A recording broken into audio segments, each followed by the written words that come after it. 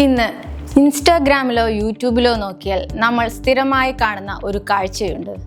മനോഹരമായ പുസ്തകങ്ങളിൽ സ്റ്റിക്കറുകളും പല നിറത്തിലുള്ള പേനകളും ഉപയോഗിച്ച് എന്തൊക്കെയോ ചെയ്യുന്ന വീഡിയോസ് നിരവധിയാണ്. എസ്തെറ്റിക് ജേണലിംഗ് അല്ലെങ്കിൽ ജേണൽ വിത്ത് മീ വീഡിയോകൾ സോഷ്യൽ മീഡിയയിൽ ദശലക്ഷക്കണക്കിന് ആളുകളാണ് കാണുന്നത്. വെറുമൊരു ഫാഷൻ എന്നതിലുപരി ഇന്നത്തെ തിരക്ക് പിടിച്ച ലോകത്ത് നമ്മുടെ മാനസിക ആരോഗ്യത്തെ കാത്തു സൂക്ഷിക്കാനുള്ള ഒരു സെൽഫ് കെയർ ആയിട്ട് ജേണലിംഗ് മാറിക്കഴിഞ്ഞു.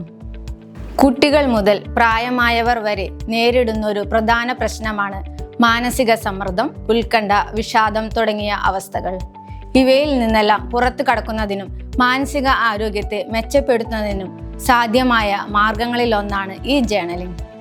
ലളിതമായി പറഞ്ഞാൽ നമ്മുടെ ചിന്തകളെയും അനുഭവങ്ങളെയും ഒരു കടലാസിലേക്ക് പകർത്തുന്ന രീതി. ഇതിനെ ഒരു ഡയറി എഴുത്തെന്നോ ഓർമ്മകളുടെ ശേഖരണമെന്നോ വിളിക്കാം. നമ്മൾ നേരിടുന്ന മാനസിക സമ്മർദ്ദങ്ങളെ വഴിതിരിച്ചുവിടാൻ ജേണലിംഗ് സഹായിക്കുന്നു.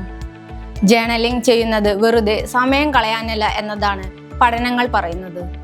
മനസ്സിൽ അടിഞ്ഞുകൂടുന്ന ദേഷ്യം, സങ്കടം, നിരാശ എന്നിവ എഴുത്തിലൂടെ പുറന്തള്ളുന്നതോടെ മനസ്സിന്റെ ഭാരം കുറയുകയും നമ്മുടെ വികാരങ്ങളെ തിരിച്ചറിയാനും അവയെ നിയന്ത്രിക്കാനും പഠിക്കുന്നതിലൂടെ സ്വയം വലിയൊരു മാറ്റം നമുക്ക് അനുഭവപ്പെടും.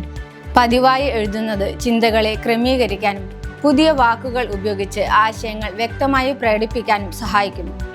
നമ്മുടെ കഴിഞ്ഞകാല തീരുമാനങ്ങളും പ്രവൃത്തികളും വിശകലനം ചെയ്യുന്നതിലൂടെ സ്വന്തം പോരായ്മകൾ തിരുത്താനും വ്യക്തിത്വ വികാസനത്തിനും ഇത് വഴിയൊരുക്കുന്നു.